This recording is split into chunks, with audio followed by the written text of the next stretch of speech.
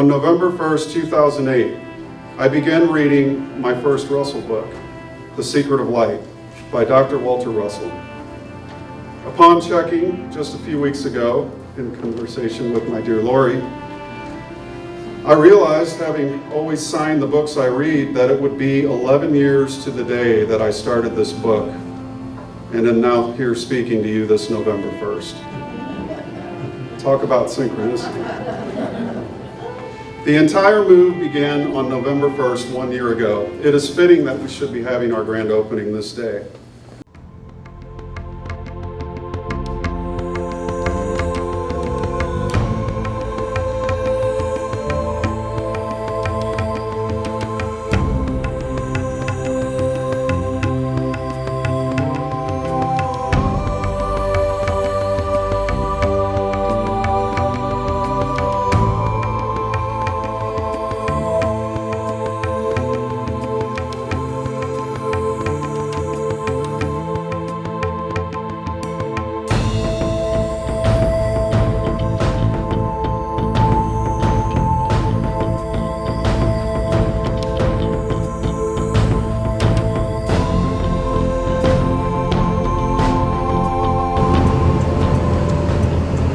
Our convoy.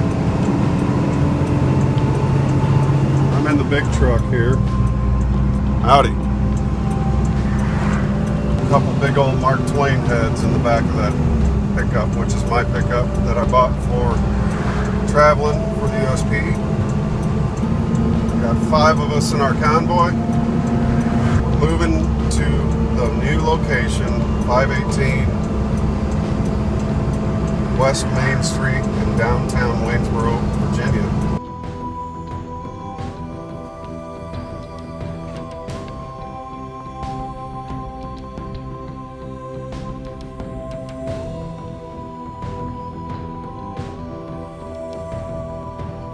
Here are all the paintings.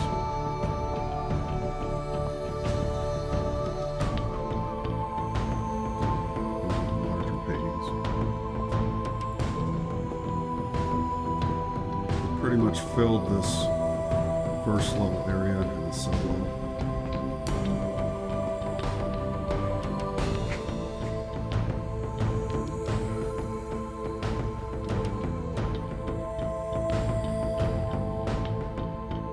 The stars and planets have aligned, and we have come full circle to complete a dream that many in our organization have long desired to see once again come to pass.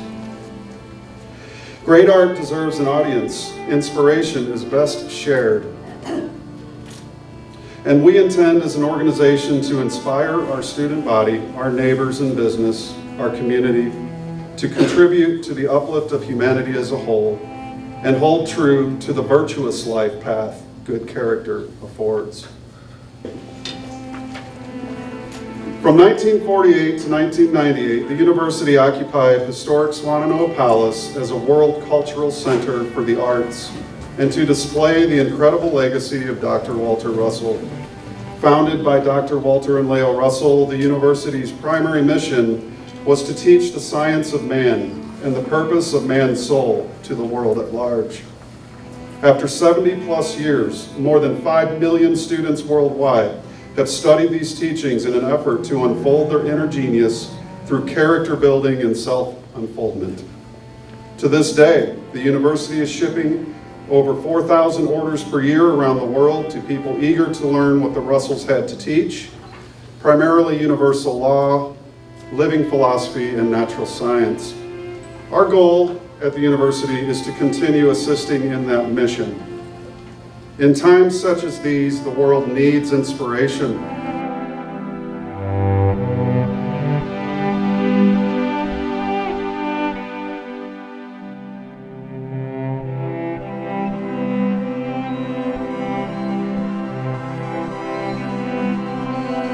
The title of it is called The Falling Leaves. I composed this in the middle of the night. I was sound asleep. For hours my mind was full of music, and when I was awakened I asked if I had been asleep. I said, yes, I've been asleep.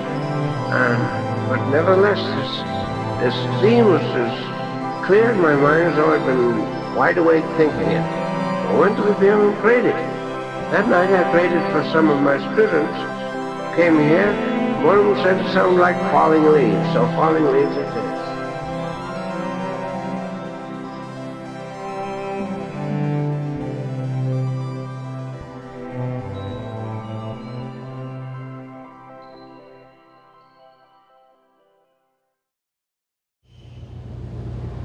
I remember first encountering the warehouse in 2015, the massive amount of art and sculpture that was on shelves, and the sort of a bit of disarray, if you will, and it was something of an effort to really, get everything into order to be moved in the first place. So after that, I'm glad to say we did have some good times. Yes, in we between did. the seriousness of it all, and horsing around a little bit. Folks, we're making an appeal to you today to save this man from mediocrity. So whatever you can do would be greatly appreciated, and we thank you. Ladies and gentlemen, hang on. He's stuck like that. You got to keep things, fun, if you will. But yeah, it was a massive undertaking. I mean, the things that were on the shelves that were going to need to be moved, that weren't packed, that were not crated, it was going to require some moving ingenuity. And I knew that coming into the place for the first time and seeing just the massive amounts of work strewn all over the warehouse. So, that in itself was quite an effort to undertake. But we got it done nonetheless, and with some laughs along the way. There's a closet. Guys, this person showed up at our warehouse with this outfit No, those are women's hat hats. is That's like- not a woman's hat. between a golf hat, a hunter's I hat, think it's and a woman's hat. and then there's a clown in every group. Here, it says. There he is. Gray felt hat with black ribbon. Yeah. Doctor's hat. Darren, what do you think of this Got it, fiasco? look at the. I think. Is it going all right? It's Or crushed going in. You pretty just well. have to punch Darren, it could out. you tell the world what the hell happened to Jesus? Where's his head, man? He lost his head. Well, I formed the Museum and Art Committee in 2017 to look at the viability of finding a place somewhere close to Swannanoa, preferably, so that we could continue to have a presence close to the mountain. So I think Swannanoa is a big part of the history of USP. So Matthew, how did you come across the Porsche building? Well, the Porsche building was pointed out to us by the ladies at the Wayne Theater, who had mentioned to us at our 2017 homecoming that there was this building across the street that was available. We were looking at other properties down in the floodplain, and they advised that you probably don't want to have this really nice artwork anywhere near a floodplain. So upon meeting Phyllis and Weldon Scroggum, who was the brother and sister-in-law of Gary and Linda Scroggum, the owners of the warehouse, it's kind of like keeping it all in the family. We were able to work out a deal and enter into negotiations for the property. It's a beautiful building. When we first encountered it, a lot of space, and I instantly saw the potential for displaying artwork. What do you feel was your biggest obstacle along the way? Well, the biggest obstacle, I think, was just trying to share what it was I saw at the end of the road with other people. I faced a couple mutinies just due to the fact that, when you have such a vision ingrained in your head and you don't have the ability to express what that vision is to others, there tends to be that disconnect, a little bit of flaring temper, perhaps. And it's hard to hold to a vision that you have, especially when others and their ideas are involved. But you do the best you can and go with it, and we were able to move past those obstacles. So is it true that you had a fine staff and support team behind you? We heard rumors of such. I had about the best staff and support team you can possibly want.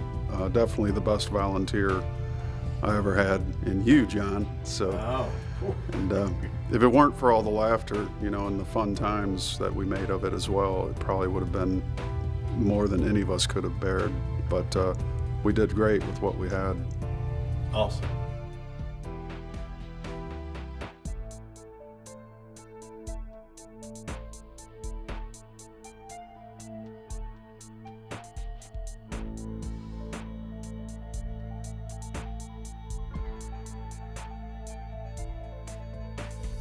One very special friend and sister, Cynthia Lewis.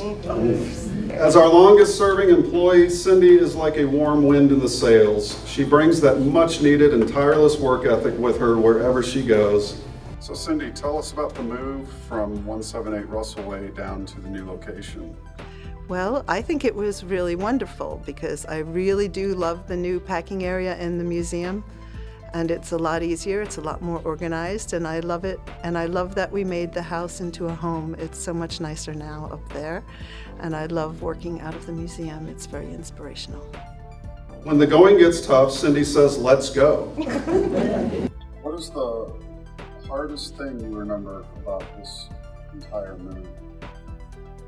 Biggest challenge? Yes. Well, the biggest challenge were those tabletops. Those very heavy tabletops with the archives, and moving those, because everything else that was heavy we could move with the forklift, but we had to do the tabletops with all the people. But it was amazing, and it showed me how God will work with you, not for you, because I can't believe how we got them all on the truck, off the truck, and then got them all in their places in the museum. But quite honestly, that whole move was not really hard. It was so wonderful with the people that did it, because I was the one that helped move out of the palace, and that was very sad and heartbreaking.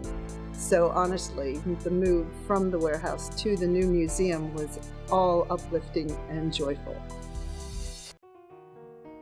You've been the university's longest employee. What's your favorite memory of your time at the USP? Oh, goodness gracious, I have so many wonderful memories. Because of course I loved the museum in Swannanoa. It was very beautiful, and keeping the grounds very lovely for all those years. But probably I still think that the move here and the grand opening here was wonderful. So that sort of trumps all my other memories. The moment that, we opened the whole place to everyone.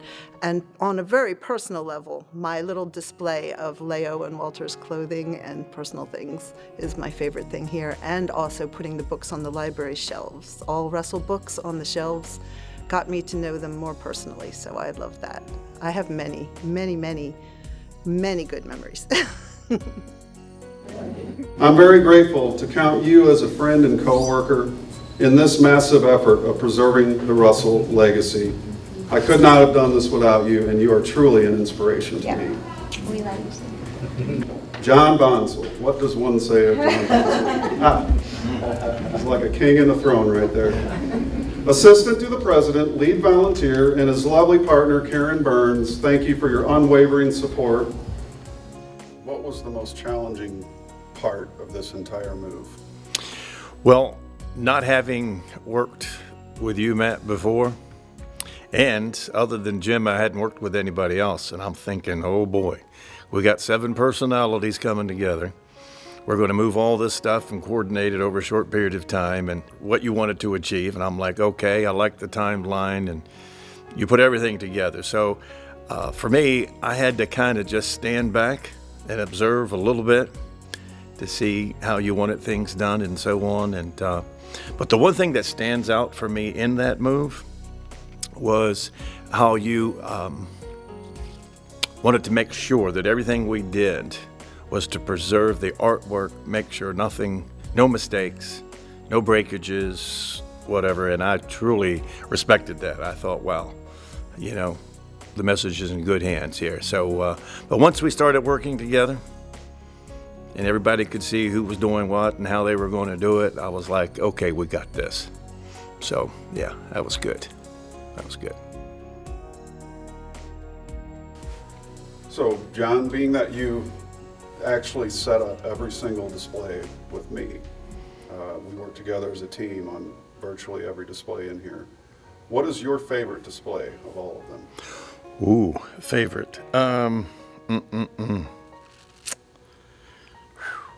I would say the Mark Twain Memorial You know, we had all these drawings, and then we had to follow the flow, you know, of the Mark Twain Memorial itself. And if people have never seen the science drawings that Doctor did before he started putting things together on the Mark Twain, and that's what we did.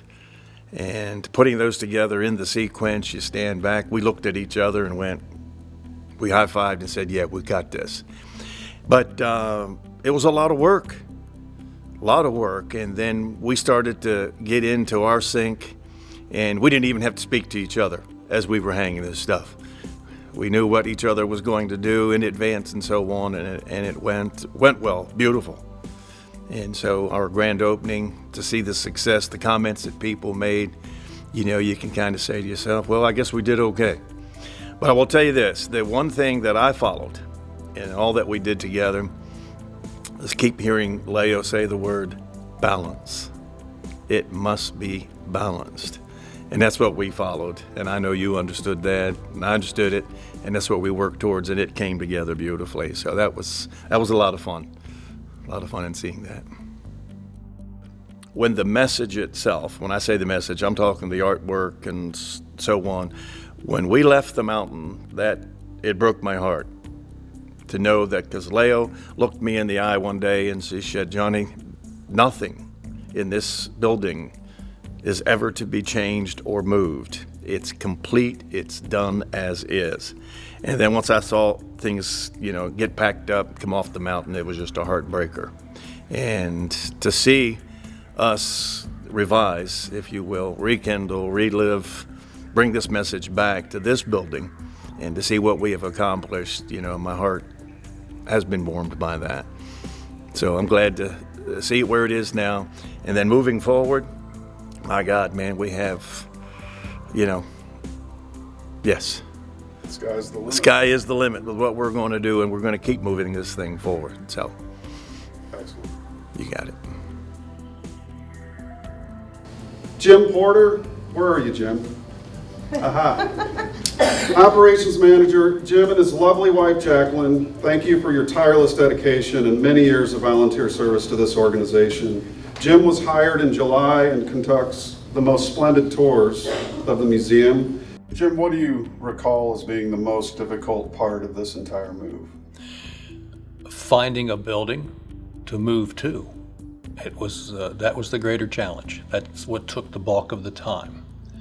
And of course, once we found that building that we're standing in now, all of us innately knew this was the place.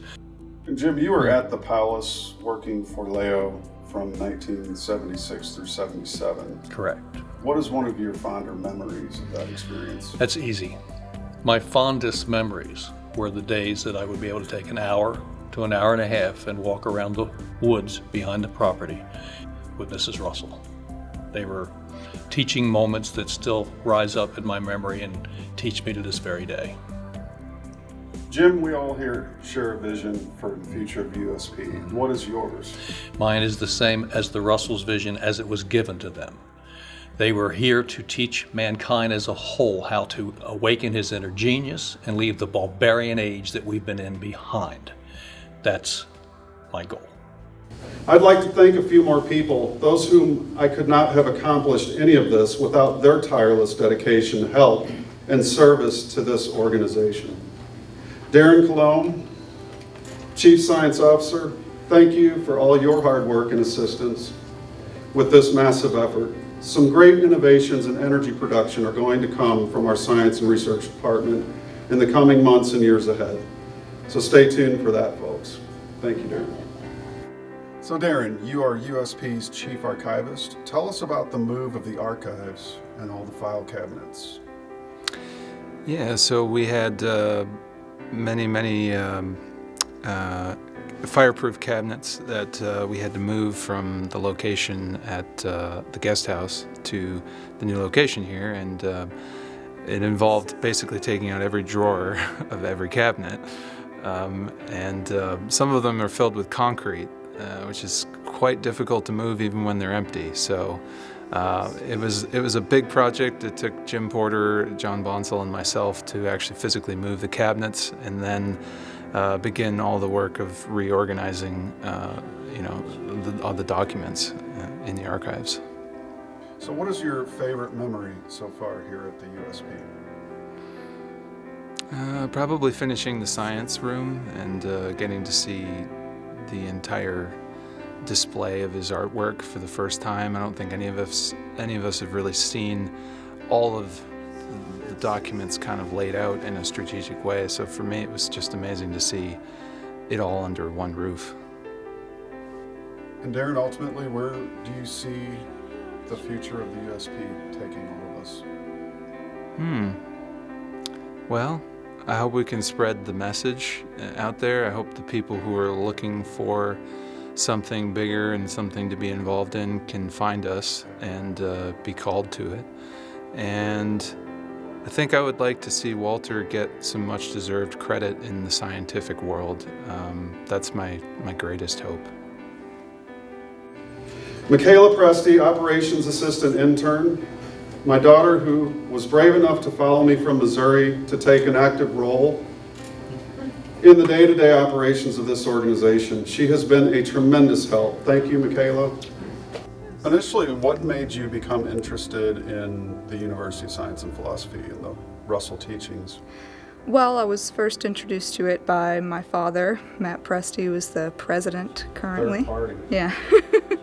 And he had introduced it to me whenever I was young, and I didn't really get it entirely, but once I started college in January 2017, I did a lot of just self-discovery, I suppose. I read a lot of the Russell's work. I started out with God Will Work With You, but Not For You, and I spent a lot of time alone in nature, and it kind of drove me to learn more about it. And then I visited here in May of 2017 and met all the wonderful people that run the university, and I was hooked since then.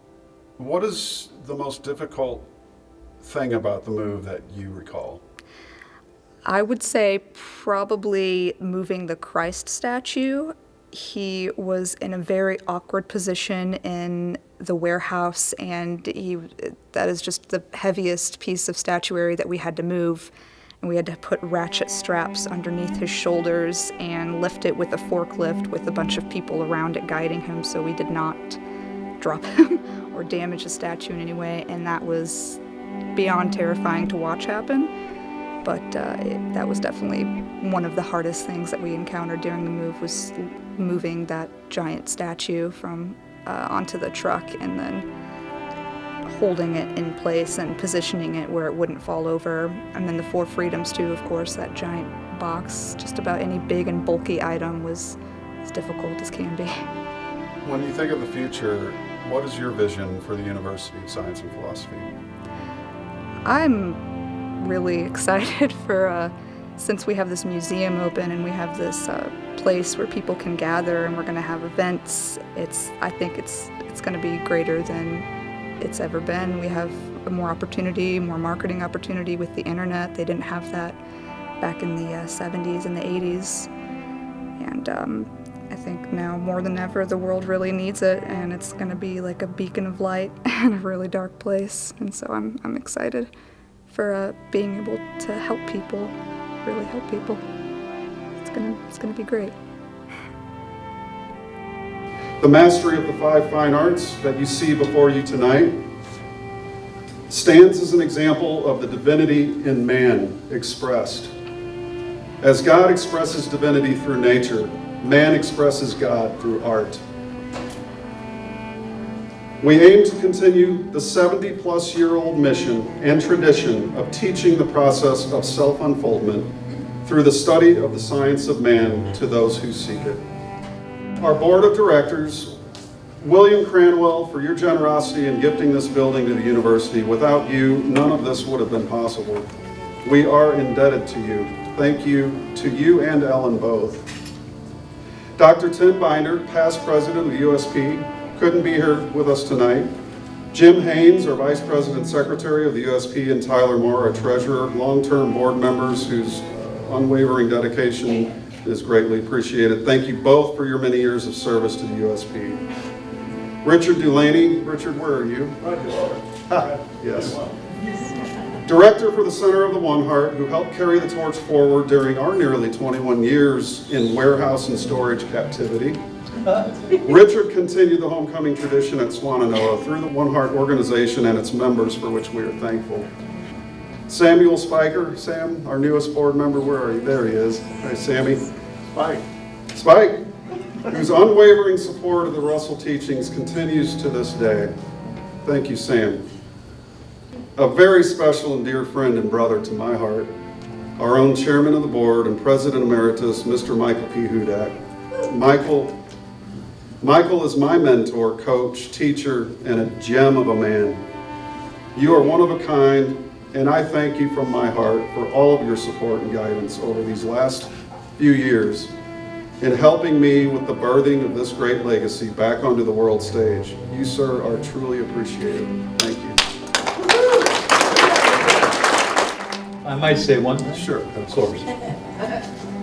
My thank yous to each and every one of you that are here, because you're the energy, and you're the ones to make this a wonderful event. Please remember it, please share it with others. This wonderful institution sits here for the spirit of raising consciousness, which we so desperately need in this planet. Bless you all. Thank you.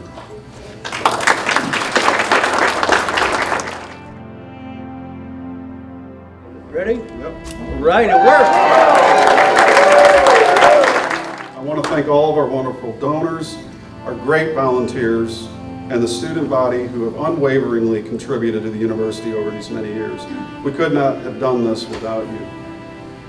I know I may have forgotten many names. If you are among those, please know I'm grateful for all your support to the USP and its mission. But one I must mention, if I am to survive until morning, is my lovely soulmate and partner in life, the First Lady of the USP, Lori Presti.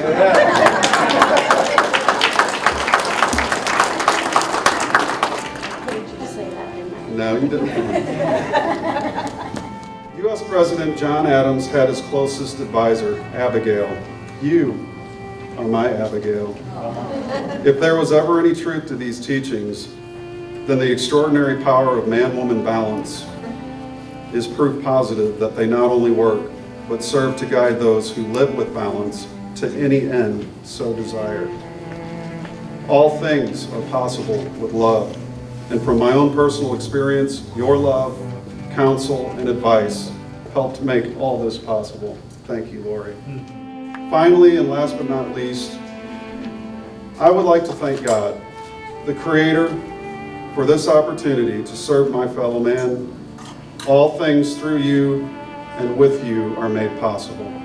This much I know. You are the one to whom all credit is given here tonight. Thank you, God, for working with me.